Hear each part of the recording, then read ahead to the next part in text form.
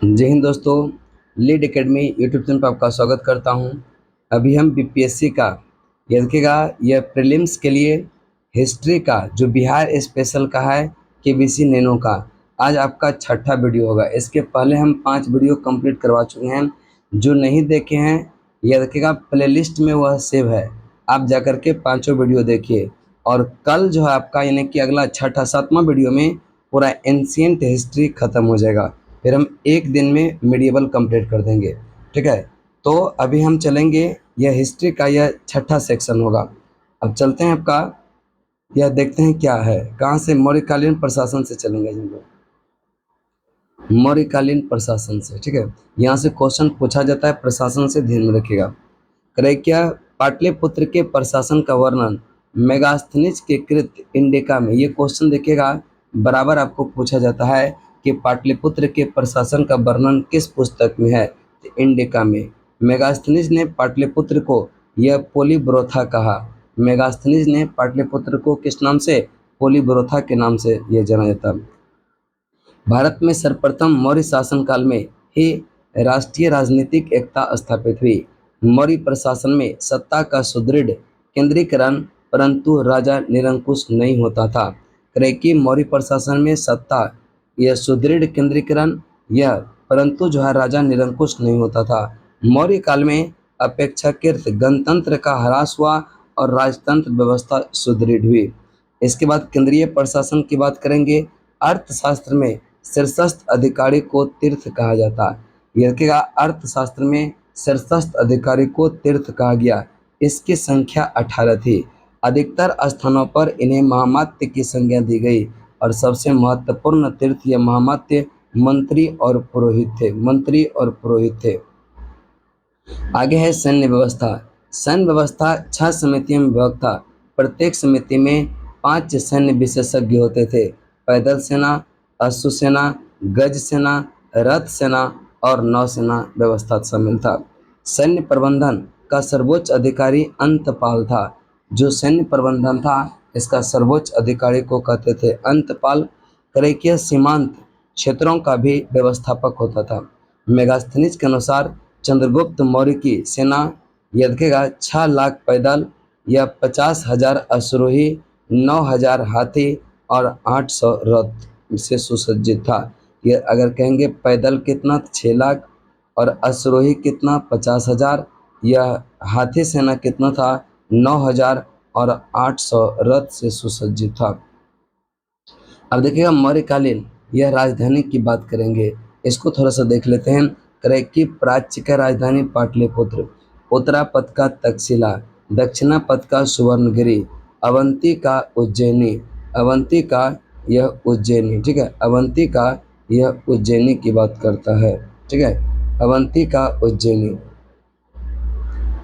तो क्या अवंती का उज्जैनी, ठीक है। उसके बाद हम बात करेंगे क्या कलिंग का तोसली, कलिंग का तोसली जो प्राच्य है पाटलिपुत्र की वर्तमान स्थिति बिहार में, उत्तरा पथ की वर्तमान स्थिति पाकिस्तान में, दक्षिणा पथ का कर्नाटक, अवंती राष्ट्र का मध्य प्रदेश और कलिंग का उड़ीसा क्षेत्र में है। इतना ही। आगे चलते हैं आपका प्रश्न नंबर नेक्स्ट चलते हैं आपका कि प्रांतीय प्रशासन की बात करेंगे। कि चंद्रगुप्त मौर्य ने शासन संचालन को सुचारू रूप से चलाने के लिए अपने राज्य को 4 प्रांतों में विभाजित किया। प्रांतों को चक्र भी कहा जाता, प्रांतों को क्या कहते हैं, चक्र भी। और इन प्रांतों का शासन सम्राट के प्रतिनिधित्व द्वारा संचालित होता था। सम्राट अशोक के काल में प्रांतों की संख्या 5 हो गई। प्रांतों यानी चक्रों का प्रशासन राजवंशीय राजकुमार पदाधिकारी द्वारा यह होता था। कुमार, ठीक है, कुमारामात्य की सहायता से प्रत्येक प्रांत यह महापात्र नामक अधिकारी होते थे। शीर्ष पर साम्राज्य का केंद्रीय प्रभाग, तत्पश्चात प्रांत यानी कि आहार विषय में विभक्त था। ग्राम प्रशासन की सबसे छोटी इकाई था, यानी कि प्रशासन की सबसे छोटी इकाई जो था वह क्या था, ग्राम। आहार की बात करेंगे। आहार विषयपति के अधीन होता था। जिले के प्रशासनिक अधिकारी स्थानिक था। कि गोप 10 गांव की यह व्यवस्था करता था। मेगास्थनीज के अनुसार मौर्य शासन का नगरीय प्रशासन यह 6 समितियां में विभक्त था। करें कि नगरीय प्रशासन की अगर हम बात करेंगे, करें कि नगर में अनुशासन बनाए रखने के लिए तथा अपराधों पर नियंत्रण रखने के लिए व्यवस्था किया गया, जिसको रक्षित कहा जाता था। क्या कहा जाता था? रक्षित। यूनानी स्रोतों से ज्ञात होता है कि नगर प्रशासन में 3 प्रकार के अधिकारी होते थे, एग्रोनोमई, यह एंटीनोमई, ये रखेगा, एवं अन्य जो है सैन्य अधिकारी। अब मौर्यकालीन प्रशासन की समितियां, समिति में जो प्रथम समिति था, इसका उद्योग शिल्पों का निरीक्षण करना काम था। द्वितीय समिति विदेशियों की देखरेख और तृतीय जनगणना की बात करता। चतुर्थ व्यापारिक वाणिज्य व्यवस्था की बात करता। पंचम विक्रय की व्यवस्था और षष्ठम जो था वह बिक्री कर की व्यवस्था करता। आगे है कह रहे कि मंत्री परिषद, यह इस प्रकार से, अब देखिएगा, जो प्रधानमंत्री होता था उसको मंत्री कहते थे। धर्म एवं दान विभाग का प्रधान को पुरोहित, सैन्य विभाग के प्रधान को सेनापति, युवराज राजपुत्र होता था, राजकीय द्वार रक्षक को द्वारिक कहते थे, अंतःपुर का अध्यक्ष अंतर्वेशिक, अंतःपुर का अध्यक्ष अंतर्वेशिक, राजस्व का संग्रहकर्ता समाहर्ता, राजकोषिक, यह राजकोषिकीय, यह कोष का अध्यक्ष होता था सन्निधाता, और यह कारागार का अध्यक्ष होता था प्रशासता। प्रदिष्टि की बात करेंगे कमिश्नर, पौर की बात करेंगे यह नगर का कोतवाल, और यह प्रमुख न्यायाधीश व्यवहारिक होता था। नगर का रक्षा अध्यक्ष जो होता था नायक। उद्योग एवं यह कारखानों का अध्यक्ष कर्मांतिक, और यह सेना का सामान एकत्र करने वाला दंडपाल होता था। सेना का सामान एकत्र करने वाला को दंडपाल कहते थे। दुर्ग रक्षक दुर्गपाल, सीमावर्ती दुर्गों का रक्षक इसको कहते थे अंतपाल। आगे चलते हैं, करें कि मौर्यकालीन विभाग का अध्यक्ष। अब देखिएगा, लेखा विभाग का जो प्रधान था वह अक्ष, यह देखिएगा, अक्षपटलाध्यक्ष होता था। कृषि विभाग का प्रधान शीताध्यक्ष, और खनिज विभाग का प्रधान यह आकाराध्यक्ष, खनिज का आकाराध्यक्ष, और टकसाल विभाग का अध्यक्ष को लक्षणाध्यक्ष कहते थे। नमक से संबंधित विभाग को यह लवणाध्यक्ष, चारागाह अध्यक्ष को कहते हैं विधि, ये जो है विविधताध्यक्ष कहते हैं, और नावों के जहाज का अध्यक्ष को नवाध्यक्ष कहते हैं। बंदरगाहों के विभाग के अध्यक्ष को पत्तनाध्यक्ष, सीमा प्रदेश के देखभाल करने वाले को कहते हैं अंतपाल। बाट एवं माप विभाग का अध्यक्ष को पौतवाध्यक्ष, कताई बुनाई विभाग का अध्यक्ष होता था सूत्राध्यक्ष, और यह बुचरखाने का अध्यक्ष को सुनाध्यक्ष कहते थे। वेश्या विभाग का जो अध्यक्ष था गणिकाध्यक्ष कहलाता था, और जेल खाने के अध्यक्ष को यह बंदगाराध्यक्ष कहते थे, बंदगाराध्यक्ष। ठीक है। आगे हम मौर्यकालीन साम्राज्य में बौद्ध धर्म के साथ क्या संबंध था। करें कि हम मौर्य साम्राज्य का बौद्ध धर्म के साथ संबंध, इसके बारे में हम लोग अध्ययन करेंगे। मौर्य साम्राज्य का बौद्ध धर्म के साथ यह अन्योन्याश्रय, यह संबंध रहा।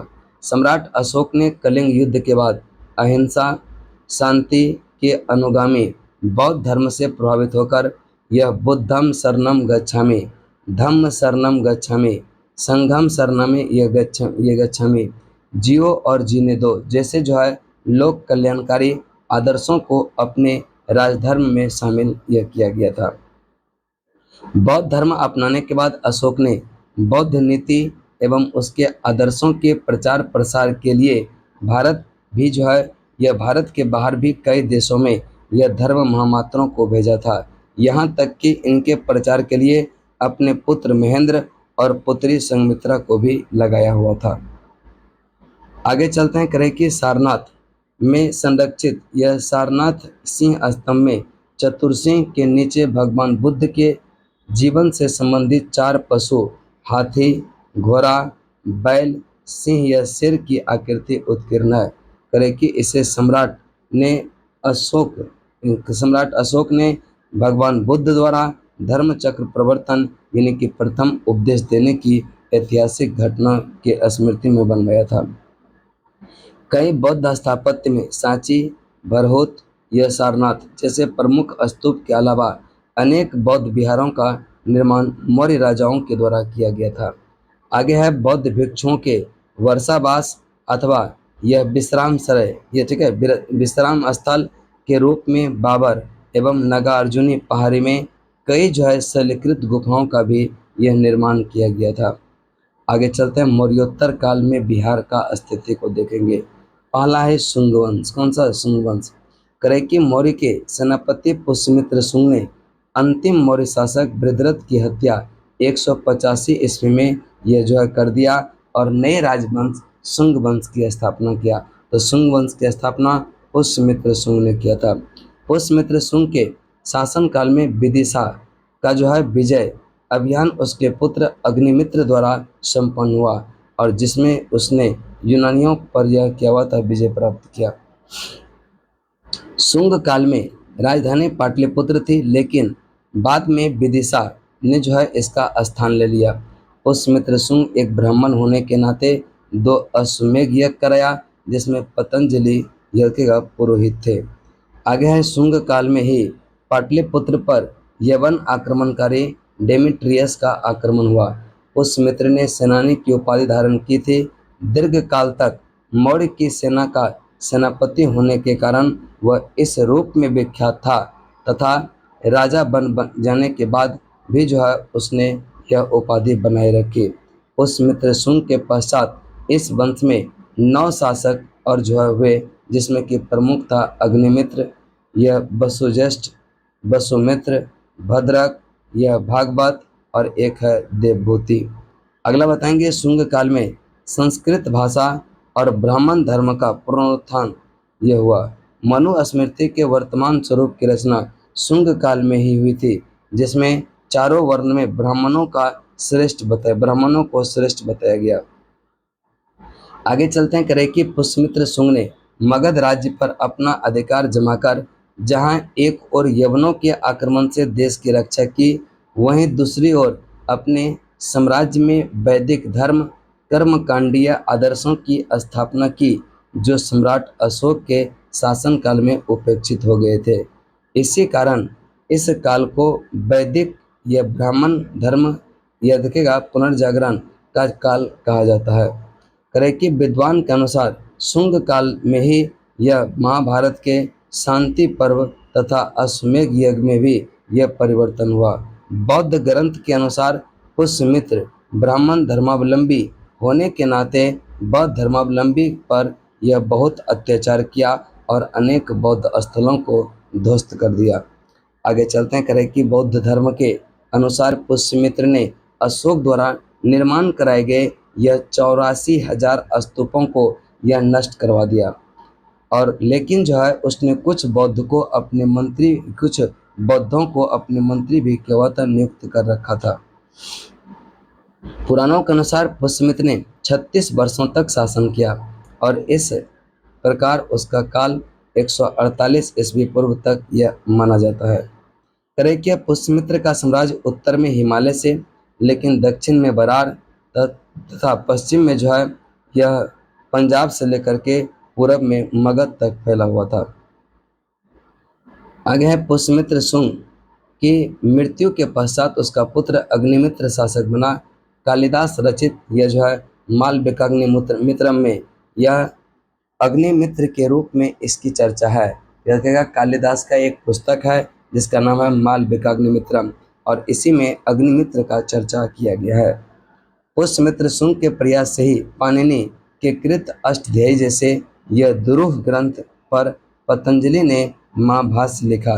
प्रसिद्ध व्याकरण शास्त्री और अष्टध्यायी के रचयिता पाणिनि मनेर पटना के निवासी थे। शुंग वंश के 9वें शासक यह भागवत के शासनकाल के 14वें वर्ष में तक्षशिला के यवन शासक यह एंटियालकिड्स का राजदूत हेलियोडोरस ने विदिशा में वासुदेव के यह सम्मान में गरुड़ स्तंभ स्थापित किया। आगे चलते हैं, शुंग काल में यह पाषाण शिल्प स्थापत्य का यह स्वरूप ग्रहण कर अपने शिखर पर तक पहुंचा। कहे कि बौद्ध गया के स्तूप यह बेष्टनी वेदिकाएं तोरण द्वार इसके प्रमाण है। कहे कि शुंग काल की अनमोल जो है थाती बुलंदी भाग से प्राप्त जो है स्तंभ, जिस पर अंकित जो है नाग पुष्प शिल्प धार्मिक अभिप्राय और मान्यता का जो है बेजोर बिंबित ये प्रतिबिंब है। इसका संबंध ये देखिएगा पूजन से है। करें कि बोध गया के विशाल मंदिर के चारों ओर एक छोटी पाषाण वेदिका मिली।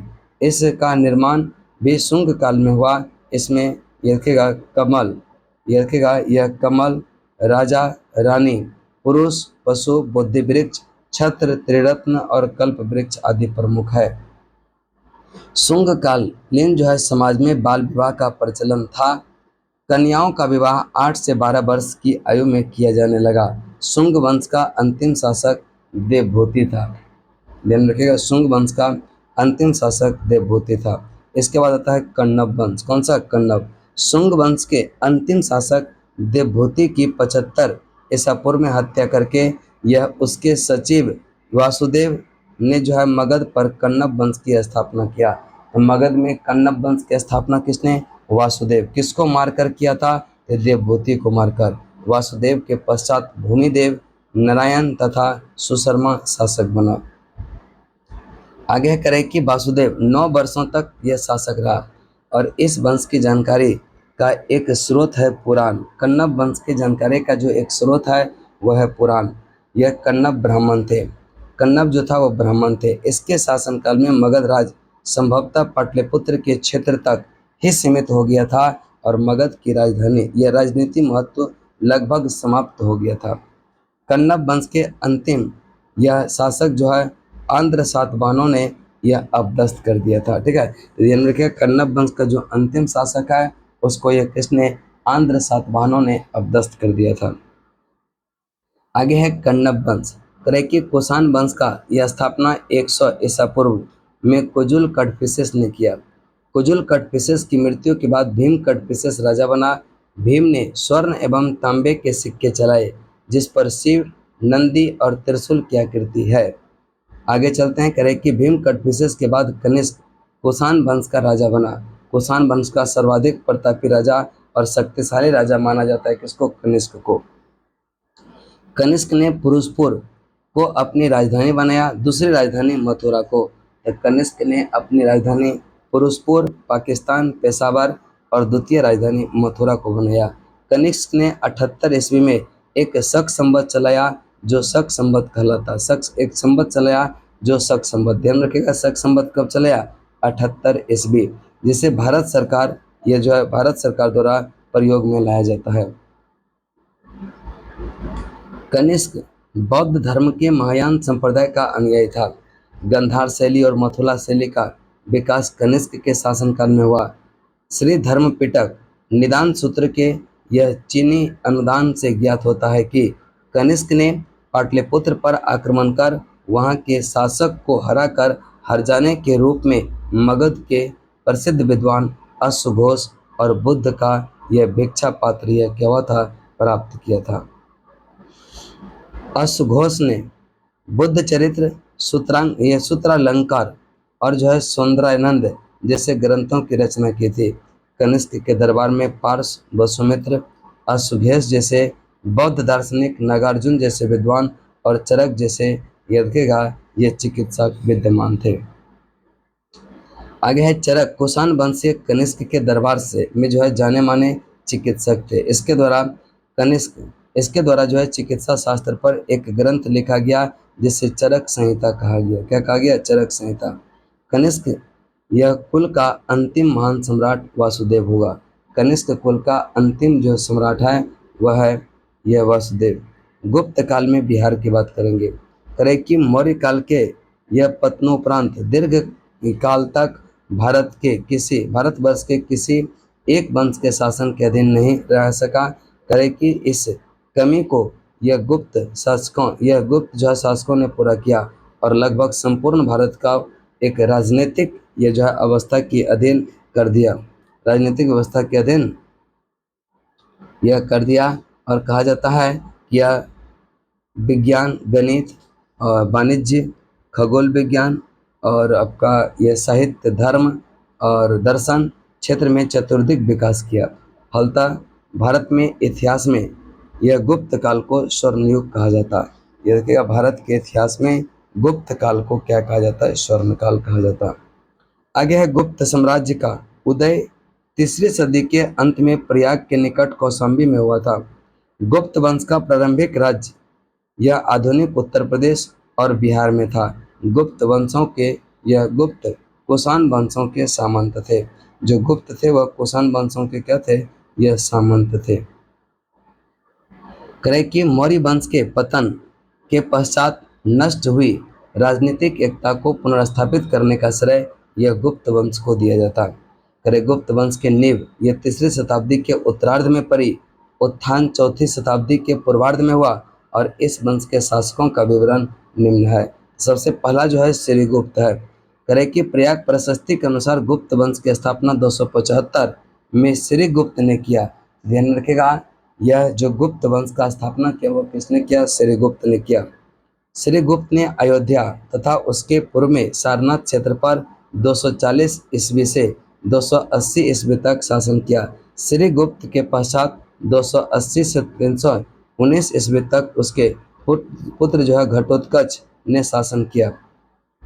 यानी कि घटोत्कच का जो शासनकाल रहता है 280 से 319। घटोत्कच श्रीगुप्त का पुत्र था। 280 से 319 ईस्वी तक यह गुप्त साम्राज्य का शासक बना रहा। इसने महाराजा धीराज या महाराजा की जो है उपाधि धारण किया था। किसने? घटोत्कच ने। प्रभावती गुप्ता के पूना एवं यह सिद्धपुर यह ताम्र अभिलेख में घटोत्कच को गुप्त वंश का प्रथम राजा बताया जाता। चंद्रगुप्त प्रथम की बात करेंगे, करें कि 319 से लेकर के 335 तक रहा था। कौन? चंद्रगुप्त प्रथम। गुप्त वंश वंशावली में सबसे पहला यह स्वतंत्र शासक था। पुराणों तथा प्रयाग प्रशस्ति से चंद्रगुप्त प्रथम के राज्य के विस्तार के विषय में जानकारी मिलती है। एक है कुमार देवी। करें कि कुमार देवी के साथ विवाह के संबंध स्थापित करके चंद्रगुप्त प्रथम ने वैशाली राज्य प्राप्त किया था और चंद्रगुप्त प्रथम ने कौशाम्बी तथा यह कौशल के राज्यों को जीतकर अपना राज्य में मिला लिया था और साम्राज्य की राजधानी पाटलिपुत्र में स्थापित किया।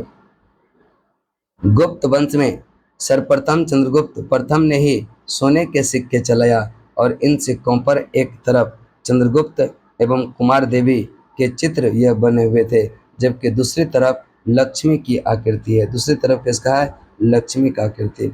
इसके बाद आता है समुद्रगुप्त। कौन सा? समुद्रगुप्त। करें कि समुद्रगुप्त की बात करेंगे तो समुद्रगुप्त का जन्म लिच्छवी राजकुमारी कुमार देवी के गर्भ से यह हुआ और इसने जो है यह पराक्रमांक, ठीक है, यह पराक्रमांक कहा गया। समुद्रगुप्त का शासनकाल राजनीतिक दृष्टि से गुप्त साम्राज्य के उत्कर्ष का काल माना जाता है। हरिशन यह समुद्रगुप्त का मंत्री एवं दरबारी कवि था। हरिशन द्वारा रचित प्रयाग प्रशस्ति से समुद्रगुप्त के जो है राज्यारोहण, विजय तथा साम्राज्य विस्तार के संबंध में जानकारी प्राप्त होती है। समुद्रगुप्त ने महाराजा धीराज की उपाधि धारण किया था। किसने? समुद्रगुप्त ने। आगे है समुद्रगुप्त के लगातार विजय अभियान को देखते हुए बी ए स्मिथ ने उसे भारत का नेपोलियन कहा। ध्यान में रखिएगा, भारत का नेपोलियन किसने कहा था? बी.ए. स्मिथ। किसको कहा था? समुद्रगुप्त को। उसने जो है उत्तर भारत के 9 राजा, दक्षिण भारत के 12 शासकों को पराजित किया था। अपनी विजय के उपरांत समुद्रगुप्त ने अश्वमेध यज्ञ किया और जिसकी जानकारी उसके सिक्कों एवं परवर्ती अभिलेखों से मिलती है। समुद्रगुप्त एक असाधारण सैनिक योग्यता वाला जो है उच्च कोटि का विद्वान था तथा विद्या का उदार संरक्षक, उसे कविराज भी कहा जाता। आगे है करें कि समुद्रगुप्त एक महान संगीतज्ञ था जिसे यह बीना वादन का जो है शौक था। करें कि एक सिक्के पर उसे बीना बजाते हुए दिखाया गया। इसने जो है प्रसिद्ध बौद्ध विद्वान यह वसुबंधु को अपना मंत्री नियुक्त किया था। आगे है करें कि काव्यालंकार, ठीक है, काव्यालंकार सूत्र से में समुद्रगुप्त का नाम यह रखेगा चंद्र प्रकाश यह मिलता है। समुद्रगुप्त ने एक विशाल साम्राज्य का निर्माण किया जो उत्तर में हिमालय से लेकर दक्षिण में विंध्य पर्वत तक तथा पूर्व में बंगाल की खाड़ी से पश्चिम में पूर्वी मालवा तक विस्तृत था। उसके बाद है चंद्रगुप्त द्वितीय की बात करेंगे। चंद्रगुप्त द्वितीय इसको कहते हैं विक्रमादित्य। समुद्रगुप्त के पश्चात गुप्त वंशी ने जो है चंद्रगुप्त द्वितीय का नाम उल्लेखित है। हालांकि इन दोनों शासकों के बीच यह रामगुप्त नामक एक दुर्बल शासक अस्तित्व में भी यह जो है पता चलता है, अस्तित्व भी पता चलता है किसका, रामगुप्त का। करैक्या चंद्रगुप्त द्वितीय का अन्य नाम देव, देवगुप्त, देवराज और देवश्री, ये सब किसका नाम है, चंद्रगुप्त द्वितीय का। उसने विक्रमादित्य, विक्रमांक, परम भागवत की उपाधि धारण किया था, किसने, चंद्रगुप्त द्वितीय ने। आगे है नागवंश, बकाटक और कदम राजवंश के साथ वैवाहिक संबंध इसने हुआ था, स्थापित किया था। चंद्रगुप्त द्वितीय ने नाग, यह राजकुमारी कुबेर नाग के साथ विवाह किया, जिससे एक कन्या प्रभावती गुप्ता पैदा हुई थी। आगे है चंद्रगुप्त द्वितीय ने 389 ईस्वी में यह शकराज रुद्र सिंह तृतीय पर विजय प्राप्त करने के उपरांत विक्रमादित्य की उपाधि यह धारण किया और रजत मुद्राएं भी केवल जारी किया। देवी चंद्रगुप्तम एवं यह हर्ष चरित्र में चंद्रगुप्त द्वितीय को यह साकारी यह कहा जाता, ऐसा शकों पर विजय यह प्राप्त करने के उपलक्ष्य में कहा जाता। आगे है वकाटक का यह सहयोग पाने के लिए चंद्रगुप्त ने अपने पुत्री प्रभावती गुप्त का विवाह कर दिया। वकाटक नरेश किससे, रुद्रसेन द्वितीय से, किससे कर दिया, रुद्रसेन द्वितीय। उसने प्रभावती गुप्त के सहयोग से गुजरात और काठियावाड़ पर क्या कर लिया, विजय प्राप्त कर लिया। चंद्रगुप्त द्वितीय के समय में ही फाहियान नामक चीनी यात्री यह भारत आया था। ये क्वेश्चन बराबर एग्जाम में पूछा जाता है कि फाहियान किसके काल में आया था, यह चंद्रगुप्त द्वितीय के काल में। फाहियान का यात्रा वृत्तांत को कहते हैं यह क्यू की, क्या कहते हैं, फो क्यू की। गुप्तकालीन भारतीय संस्कृति का सुंदर वर्णन मिलता है। आगे है करें कि चंद्रगुप्त की मृत्यु के पश्चात अनेक गणराज्य द्वारा स्वतंत्रता घोषित कर दी गई। तत्पश्चात चंद्रगुप्त द्वितीय द्वारा गणराज्यों को पुनः विजित कर यह गुप्त साम्राज्य के अधीन कर लिया। अपने विजय के परिणाम चंद्रगुप्त द्वितीय ने एक विशाल साम्राज्य की स्थापना भी किया था और करें कि उसका साम्राज्य पश्चिम में गुजरात से लेकर पूर्व में बंगाल तक था, उत्तर में हिमालय से दक्षिण में नर्मदा नदी के तक विस्तृत था। चंद्रगुप्त द्वितीय के शासनकाल में उसकी प्रथम राजधानी जो पाटलिपुत्र और द्वितीय राजधानी उज्जैनी था। प्रथम राजधानी जो था वह कहाँ, पाटलिपुत्र, और द्वितीय राजधानी जो था वह कहाँ पर, उज्जैनी था। चंद्रगुप्त द्वितीय का काल कला एवं साहित्य का स्वर्ण युग कहा जाता है। इसके दरबार में यह नवरत्न की एक मंडली यह होती थी जिसमें विधवाओं के विशेषज्ञ भी शामिल थे। इसके बाद है बिहार समग्र में। आगे आपका चंद्रगुप्त के नवरत्न की बात करेंगे, चंद्रगुप्त के नवरत्न की बात करेंगे। करें क्या, धन्वंतरी नवरत्नों में इसका स्थान सर्वोपरि था, सर्वोपरि स्थान था धन्वंतरी का। ये एक प्रसिद्ध वैद्य थे। इसके यह रचित 9 ग्रंथ पाए जाते हैं। करें कि वे सभी आयुर्वेद चिकित्सा शास्त्र से संबंधित है। रोग निदान, वैद्य चिंतामणि, विद्या प्रकाश चिकित्सा, धन्वंतरी, यह निर्घटो, वैद्यक भास्करोदय और चिकित्सा सार संग्रह इसकी प्रमुख रचना है। चिकित्सा में ये बड़े, ठीक है, चिकित्सा में ये बड़े यह सिद्धहस्त थे। इनका काम युद्ध में घायल सैनिकों की शल्य चिकित्सा, यह शल्य चिकित्सा यह रखेगा देना। ये सुश्रुत संहिता के रचिता सुश्रुत के गुरु भी थे। इसके बाद हम छपनक की बात करेंगे। यह एक सन्यासी थे। उन्होंने इस ग्रंथ यह लिखे जिन्हें जो है यह भिक्षाटन ही जो है उपलब्ध बताया गया। आगे चलते हैं, करें क्या, अमर सिंह, ये प्रकांड विद्वान थे। इसका प्रमुख ग्रंथ है अमरकोश। इसे विश्व का पहला समांतर कोश यह माना जाता है। इस कोश में इसका करीब 10,000 यह नाम है। शंकु की बात करेंगे। इसका पूरा नाम है सशंकु, यह शंकु का नाम है, क्या नाम है, शंकुक, यानी कि शंकु का जो पूरा नाम है शंकुक है। इसका एक ही काव्य ग्रंथ जिसको कहते हैं भुवनाभ्युदयम, यह बहुत प्रसिद्ध रहा। इनको संस्कृत का प्रकांड विद्वान भी माना जाता है, किसको, शंकु को। बेताल भट्ट की बात करेंगे। विक्रम और बेताल की कहानी जगत प्रसिद्ध है। ये बेताल के पंचविंशांति के रचयिता थे और बेताल 25 से ही जो है यह सिद्ध होता है।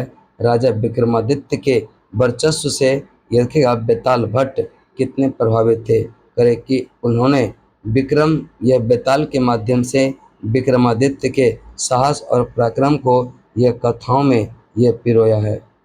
इसके बाद है घट परकर।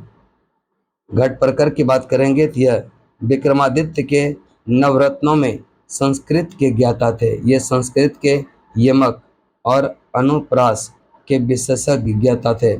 इसकी रचना का नाम है घट परकर, यह काव्यम। इसका दूसरा ग्रंथ है नीतिसार। एक है कालिदास।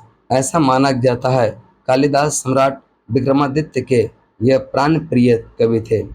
उन्होंने अपने ग्रंथों में विक्रम के व्यक्तित्व का यह उज्जवल स्वरूप निरूपित किया है। वह न केवल अपने समय के अप्रतिम साहित्यकार थे, अपितु आज तक भी कोई उन जैसा अप्रतिम साहित्यकार उत्पन्न नहीं हुआ। उनके 4 काव्य और 3 नाटक काफी प्रसिद्ध था। अभिज्ञान शकुंतलम उसकी सर्वोत्कृष्ट रचना मानी जाती है। कौन सा?